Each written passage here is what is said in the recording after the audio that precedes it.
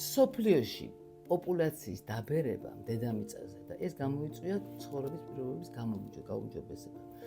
განაპირობა ეგრეთ წოდებული ნეიროდეგენერაციული დაავადებების ხვედრითი წირის ზრდა, დემენციები, ერთი კრებითი სახელი ვთქვათ, მეორე არის პარკინსონის დაავადება, ესეც ალბათ ყველასათვის ძალიან ცნობილია და ეგრეთ წოდებული ძალიან მძიმე გვერდითი ამიოტროფიული სკლეროზი. და ეს არის ისეთი პრობლემა, რომელიც განაპირობებს ასაკთან ერთად ცხოვრების ხარისხის მკვეთრ გაუარესებას. რაღაც ეტაპზე ისინი ვერ ცნობენ სად არიან. ამიტომ საჭიროება, როგორ გითხრათ, ემოციური ბმა მათ არც აქვთ უკვე ოჯახთან და ახლობლებთან. და ამ დროს ეს ოჯახის წევრებისთვის არის უზარმაზარი ტრავმა. და იმ ადამიანისთვის რეალურად სულ ერთია.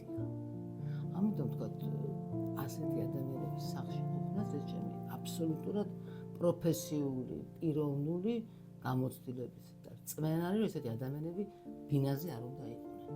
მაგრამ მათ უნდა გქონდეთ უზრუნველყოფილი ღირსეული ცხოვრება. ეს ორი სხვადასხვა რამეა. ასეთ ოჯახებს ჭირდება, მხარდაჭერა, ფსიქოლოგიური მხარდაჭერა.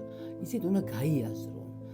გაიაზრონ, რომ ეს არის გარდაუვალი. თუ ეს დაავადება, ეს სახელი, ხო, ეს დიაგნოზი მათო, ეს არის გარდაუვალი მათი გაუარესება. თუ გინდა რომ ეს ადამიანი ღირსეულად ცხოვრობდეს, ან უნდა ადაპტირდე და მას მოუარო და შენ თუ არესად იქნები, მას ის უკვე არ გახდება.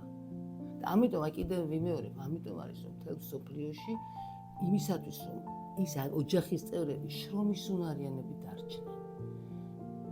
ასეთ ადამიანებს უბლის სპეციალიზირებული დაწესებულებები. ეს არავითარი ის პრინციპი არ არის რომ მშობელი ჩააბარა სადღაც, ეს არის აბსოლუტურად არასწორი შეხედულება.